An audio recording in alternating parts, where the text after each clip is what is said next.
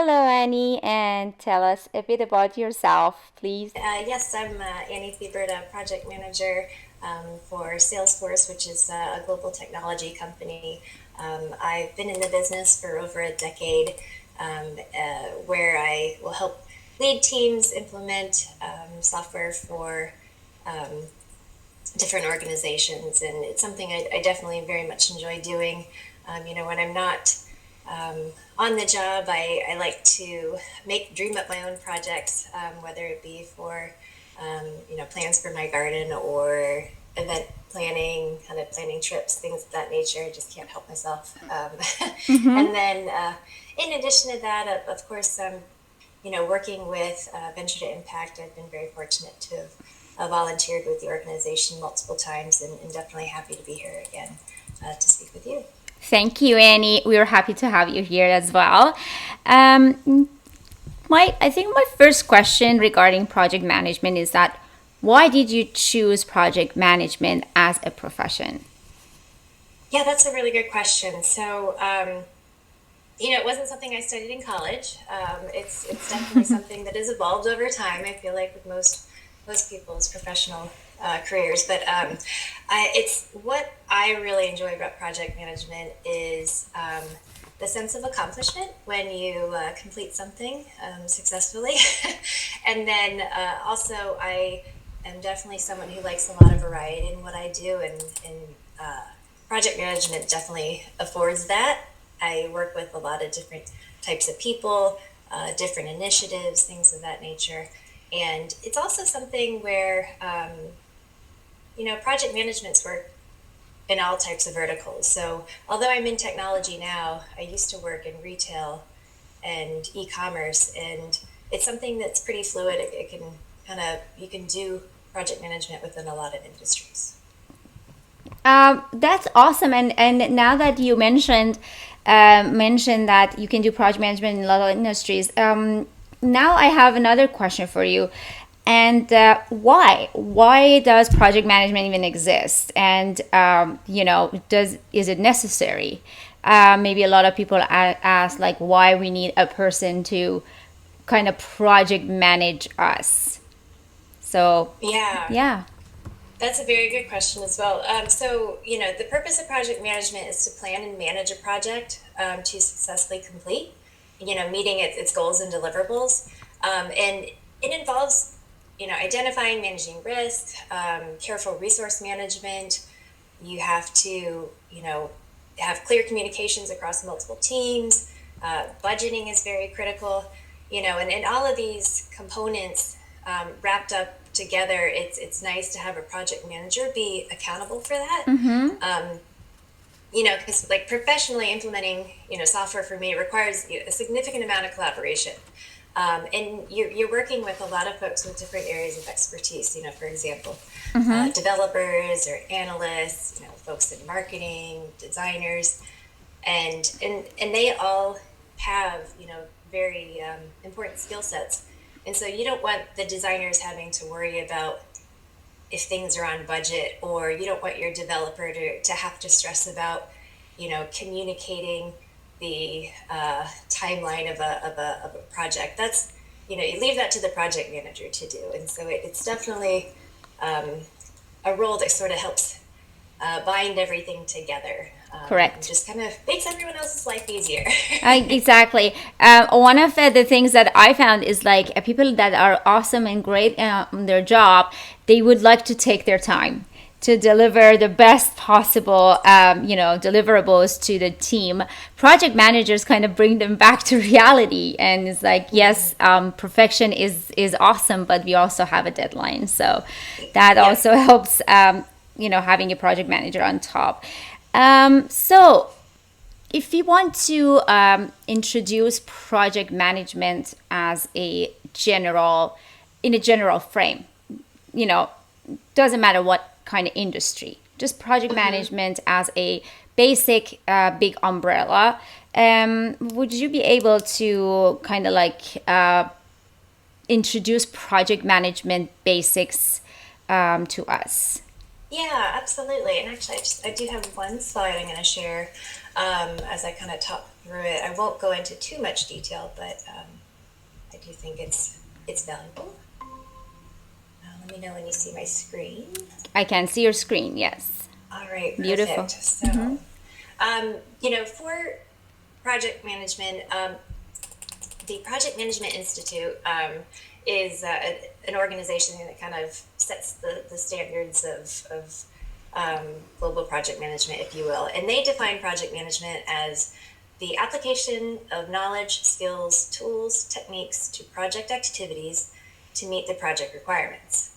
And the definition of a project is an individual or collaborative enterprise that's carefully planned and designed to achieve a particular aim.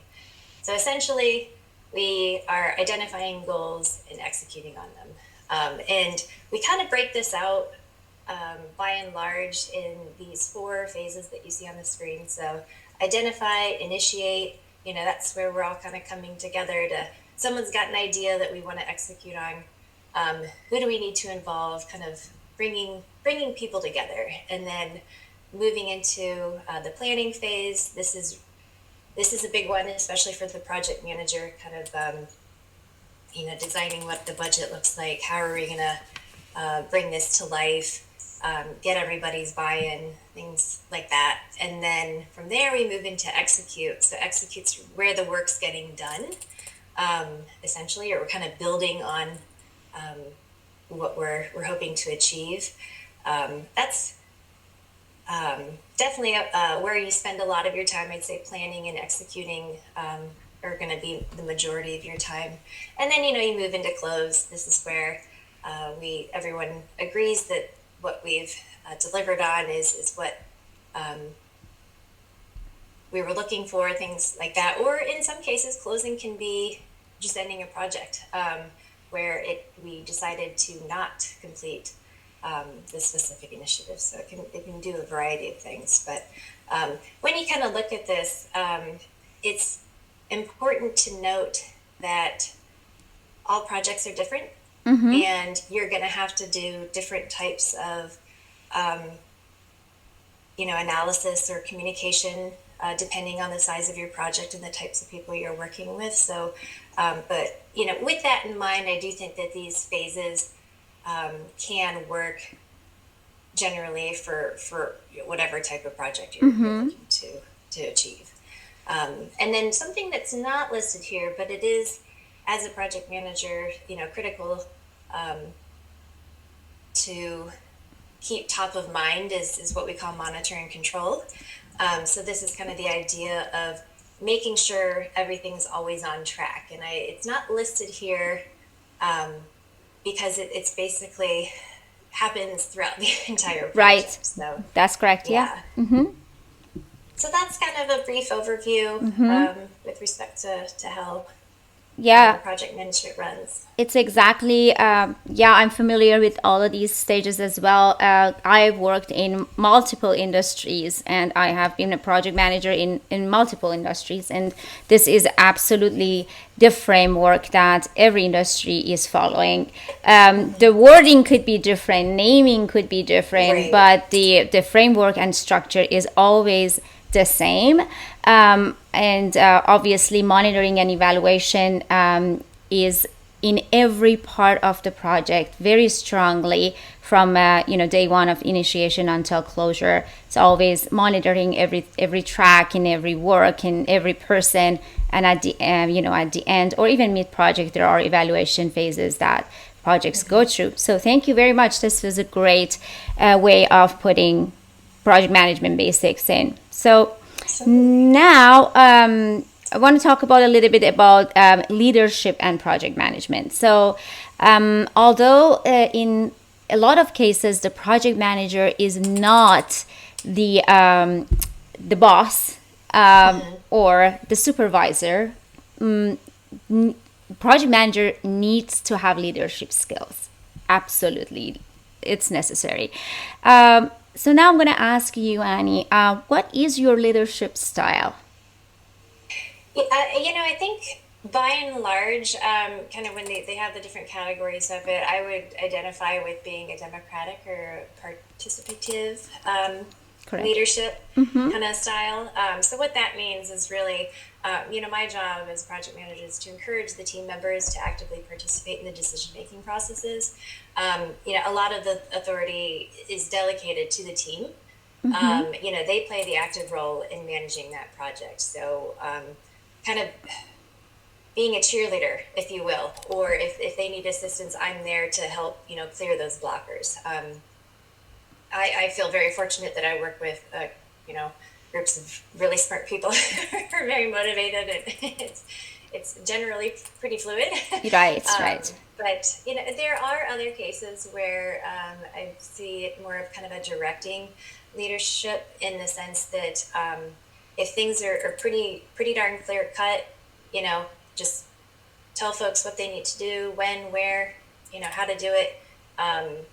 And they're kind of off and running. Mm-hmm. And I try to tailor it to the types of teams that I'm working with, but generally that's how I'm able to be successful in my role. Gotcha. So I think the key that you mentioned is like being flexible and creative based on the team you're working with is the key. And I agree with you. That's very important. So when working with your team, for sure communication is one of the most important part. And want to know what is your communication style? How do you keep the communication going and make sure you always are connected with your team? Hmm. Yeah, that's interesting because it can vary quite a bit. I know kind of in this day and age with people working globally, teams maybe dispersed in various locations. So it can vary quite a bit, but I think for my style and the teams that I'm working with right now, I do think it's important to have regular check-ins, whether it's you're meeting 15 minutes every morning to review what folks are working on. And the purpose of those stand-up calls are literally just that. Like, what are Mm-hmm. we working on today? Are there, anything that needs to be addressed? If something needs to be addressed, you write that down, take it offline, discuss it, at length um, Mm-hmm. later in the day. And then also, I mean, I have to do a lot of communicating through different platforms. Right. So not email, right? Our inboxes get flooded. Oh, I know mine does. So if you're able to find, certain um, software solutions that allow you to just provide communications on projects, I feel like that reduces a lot of clutter, and it also helps streamline um, the information that you're looking for. So that's as far as how often I do it and kind of the tools that I use. I think another thing that's really important with communication, when you're checking in with folks or when you're communicating to the stakeholders, is to ask a lot of questions. You definitely always want to be curious, and I've even found that it's important to ask questions that you already know the answers to, because a lot of information can be uncovered from hearing someone else respond. okay. Um, That's interesting. yeah. Mhm. Okay. Perfect.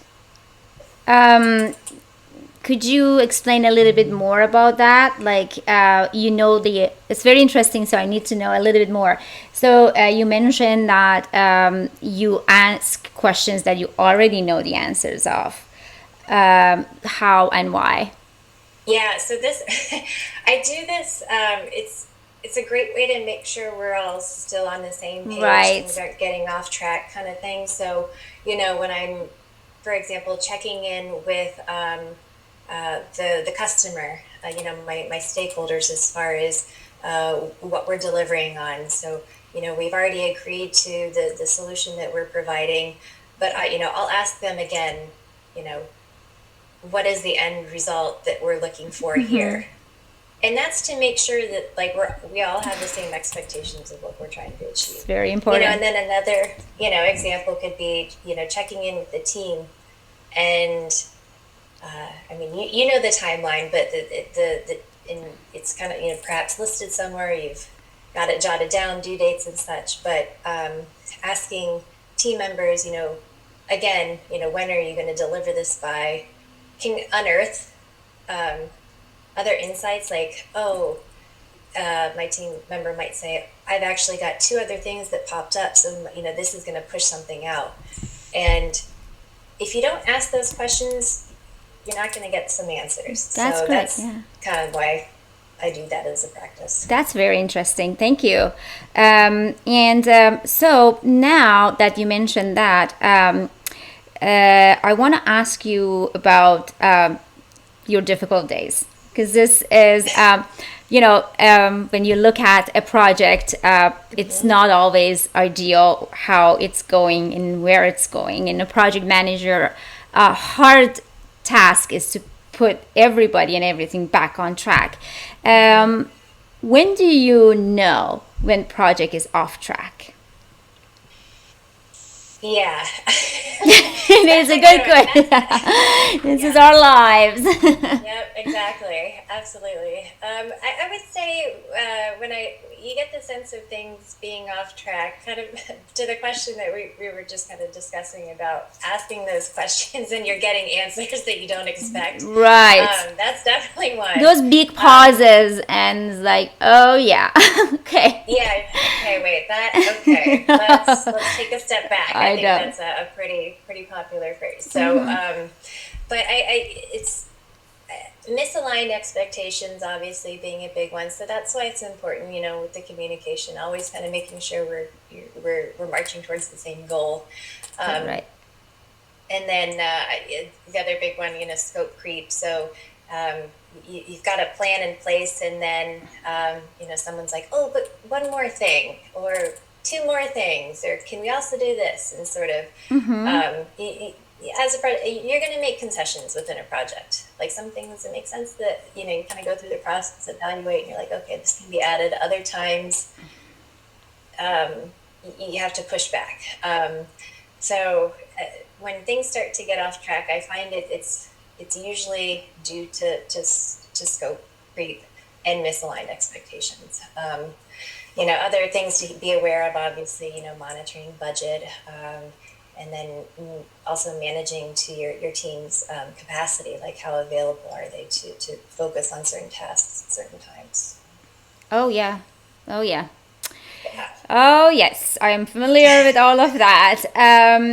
And okay, in the scenario that the project is not adhering to the schedule, how you pull it back, you kind of answered that, in the previous one, but I just want to specifically know what's your style of bringing back the project, on track before it's, all over the place. And, for sure it's going to be more difficult to do so when it's completely off track.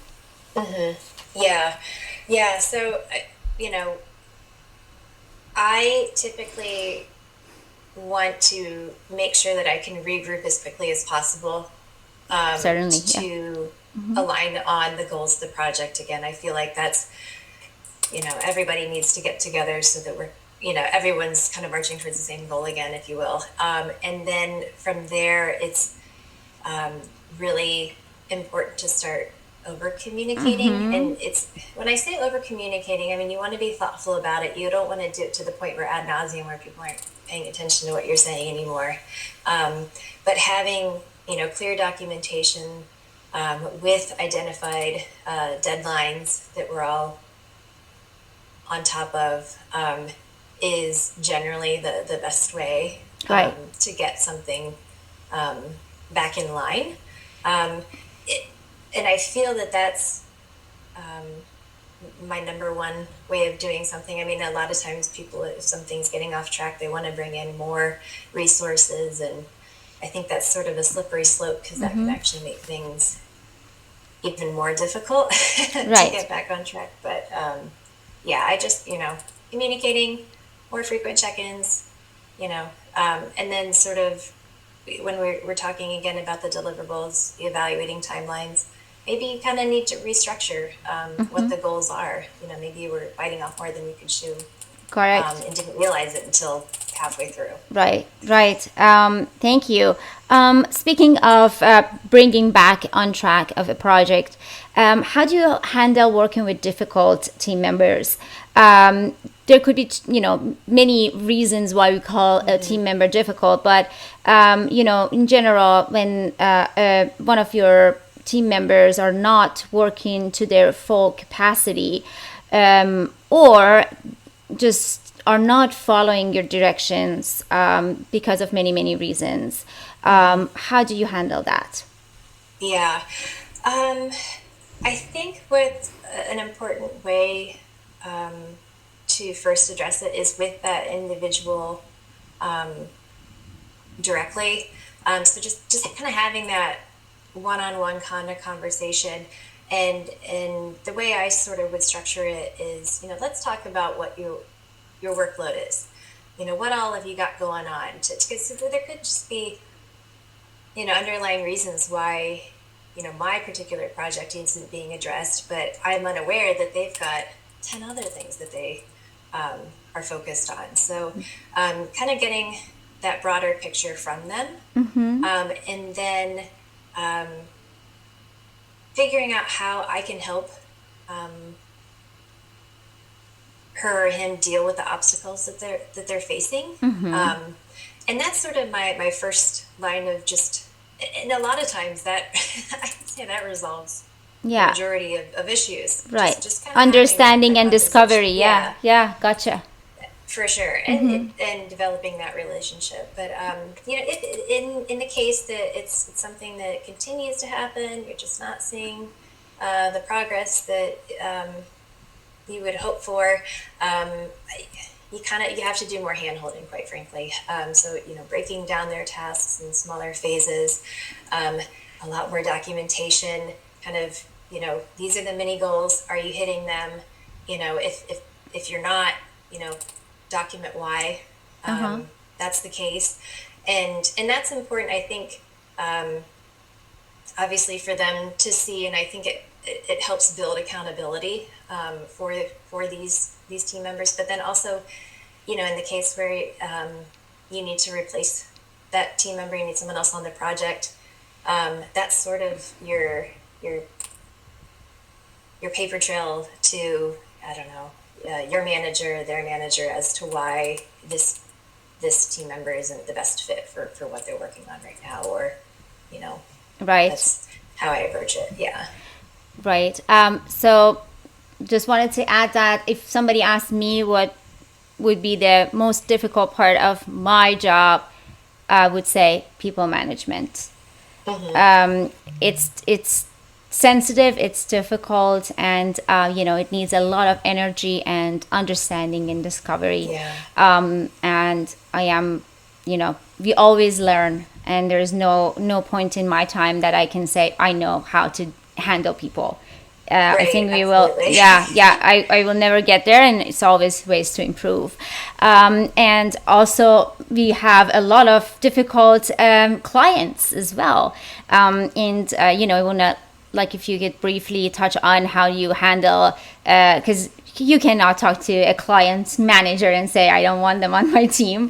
That is Right. kind of like off the option. So how do you handle like a difficult client, very demanding client? Because every client thinks their project is the most important one. And, we say a customer is always right. So how do you manage that? How do you handle a difficult client? Yeah, it when possible, getting ahead of it. So if you're assigned to a new projects, setting expectations. I kind of keep coming back to this early and often, and making sure you have everyone's buy-in, your written approval. This is what we're working on. That will always kind of be your kind of rock to center things. Now, if it's a case where the customer is asking for more and more, it could be that the customer doesn't realize that they're a difficult person to work with. So kind of having those conversations with them so that they understand the processes that need to be followed within a project. Sometimes as simple as that to address. They don't know what they don't know. So it's constant education Right. um, the whole way through. Right. And it is something where I feel that over the years, I mean, you have to develop a thick skin being a project manager. There's no two ways about it. I mean, Right. part of your job is sometimes, communicating bad news, and taking the feedback from your customers with regards to Correct. that. So, you want to protect your team. So, that's from the client side. I would just say, that communication, and always bringing up like this is what we agreed to is your best bet. Correct. And then the other part of managing difficult clients is kind of helping the team out. Like you want to keep your team motivated. I mean, if you're dealing with challenging personalities, and that's tough for your project team to take. So it's as a project, it's your job to keep the team moving and happy and feeling satisfied with what they're doing. So you're kind of playing both sides. So true. Yeah. Exactly. Thank you so much. Now I want to come out of the technical kind of like aspects of project management and go to more like some subjects that are more I can relate with in the pandemic situations that we are in right now. First, in my experience, I have a lot of scenarios when I work with remote teams and team members. So I'm familiar with that. I think all the project management really are, kind of like handling both in office and remote team members. How do you manage remote teams?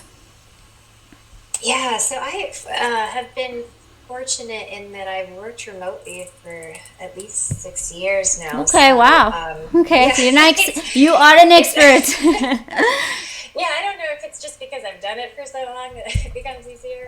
Yeah, At any rate, but I totally hear you when folks in different time zones, that can be challenging. So it's really important to know your team's work schedules and availability. I can't say it enough. Like, for my teams, having their calendars up to date is critical, so that I know when I'm able to reach out to them. very Having important. designated, yes, absolutely. It could be I think the daily stand-ups, depending on the type of project you're doing, and then also holding in office hours so that folks know, okay, this is when she's available. She's not going to be in a meeting.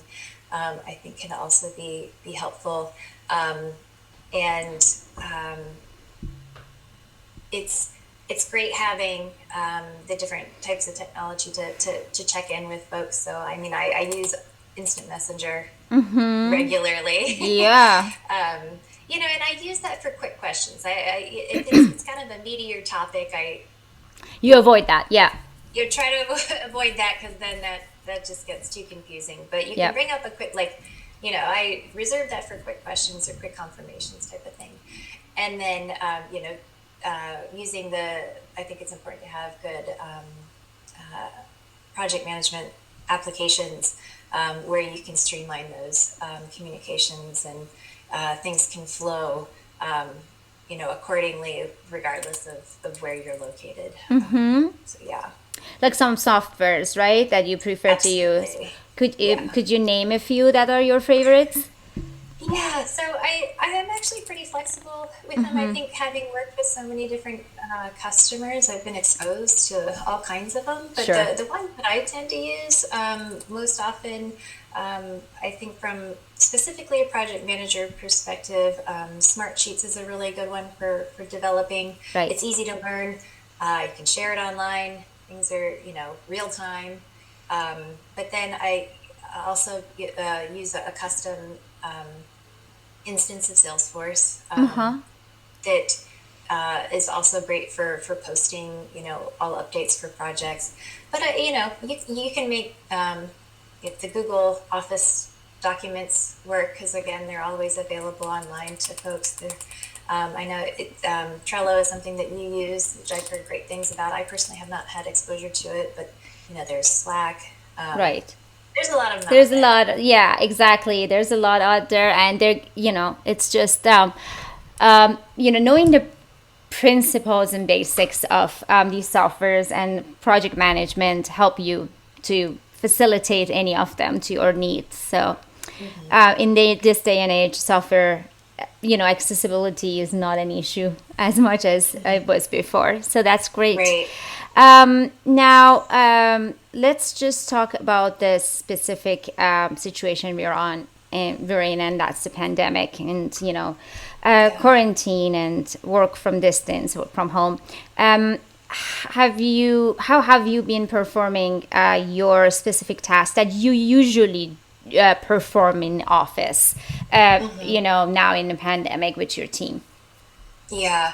So I think the biggest thing that the pandemic has changed for the teams that I work with is not having kind of your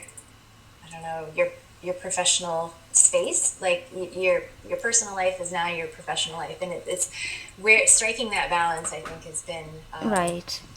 very challenging, especially for families. When you Right. have kids at home, or if you're in a kind of a limited space capacity.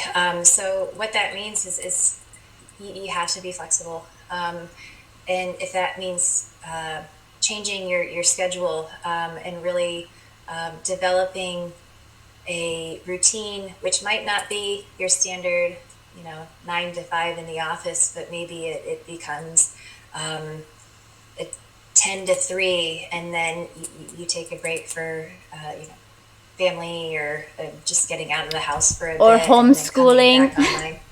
Exactly. Yeah. So I think it's really being flexible, yet also finding routine that works well. Fantastic. Exactly. Yeah. Thank you so much.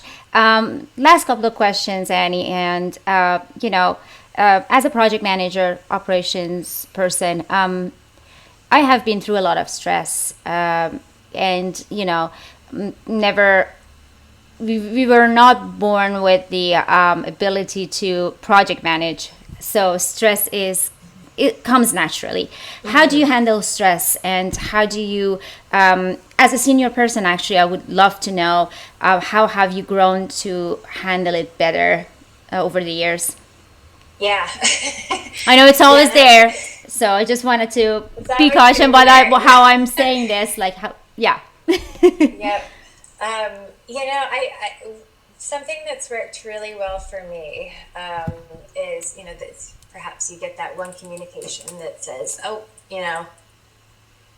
we're not going to be able to deliver on Friday like we said we would to the customer. And I have to process that, and I literally will take just deep breaths. You can do the counting exercise. Something that simple works wonders. Right. Or if you just step away from your desk for a few minutes, that I feel like kind of helps with the vast majority of situations. I think it's also really nice if you're able to do this, have a sounding board. So if you're really upset about that, if you have that kind of colleague or confidant that you can speak to, like, oh my gosh, this is, let me tell you just what happened and why I'm super upset about it. And have that person kind of process that for you. And I feel like just having someone listen or be able to give their advice back to you, like another project manager, like working through that together, Right. really makes things a lot easier to take. Correct. Yeah. And I think it's also important to know that, yes, project management can definitely be stressful, but stress isn't always a bad thing. I mean, they talk about how there's good stress and there's bad stress, and good stress can really keep you motivated, and can be kind of exciting at times. So I Right. don't know if that's another way of kind of looking at it when it does pop up. Right, right. There is a fine line between passion and stress for me. Like when I'm getting so passionate about something, I feel the excitement, but what people see in the outside is stress, and it's kind of like difficult for, like, I have been working on not showing the stress when it's absolutely passion and excitement, so the team members don't feel kind of like a bad stress over like just passion and excitement. So it's very delicate. It's really sensitive how Absolutely. you, yeah. And having that trusted person that you mentioned is absolutely, that is a saving matter in the profession and everything else. So Yeah. it's very important, which we are not really, taking advantage of in the pandemic situation.